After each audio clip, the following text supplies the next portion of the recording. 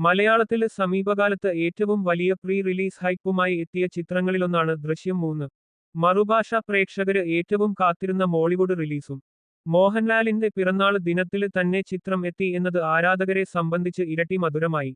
ഇന്നലെ ആയിരുന്നു ചിത്രത്തിന്റെ റിലീസ്. കേരളത്തില് 11 ദിവസം മുൻപ് അഡ്വാൻസ് ബുക്കിംഗ് തുടങ്ങി ആശീർവാദ് സിനിമാസ് പുതിയ മാതൃക സൃഷ്ടിച്ചിരുന്നു. ഇതിനുതന്നെ വന് പ്രതികരണമായിരുന്നു ലഭിച്ചത്. ആദ്യ ഷോകൾക്കിപ്പുറം ചിത്രം മോശമല്ലെന്ന് അഭിപ്രായം ഉയർന്നതോടെ ബുക്ക് മൈ ഷോയിലും മറ്റും ടിക്കറ്റ് വിൽപ്പന കുതിച്ചുയർന്നു.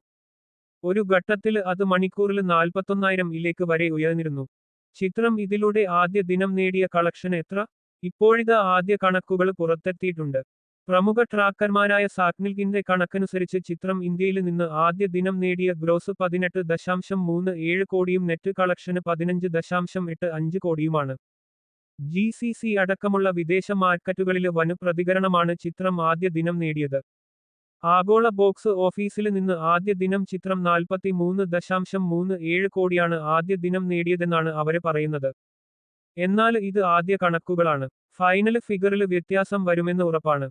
കേരളത്തില് നിന്നുള്ള പ്രധാന ട്രാക്കർമാര് ഇത് അടിവരയിടുന്നുമുണ്ട്.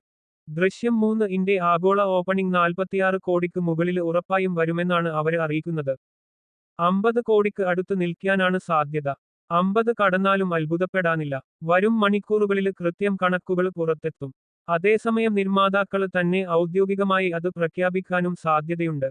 എന്തായാലും എമ്പുരാന് കഴിഞ്ഞാല് മലയാളത്തിലെ എക്കാലത്തെയും വലിയ രണ്ടാമത്തെ ഓപ്പണിംഗ് ദൃശ്യം മൂന്ന് നേടി എന്നത് ഉറപ്പിച്ചിട്ടുണ്ട്. മൂന്നാം സ്ഥാനത്തുള്ള പേട്രിയറ്റ് ആദ്യ ദിനം നേടിയത് 28.05 കോടി ആയിരുന്നു.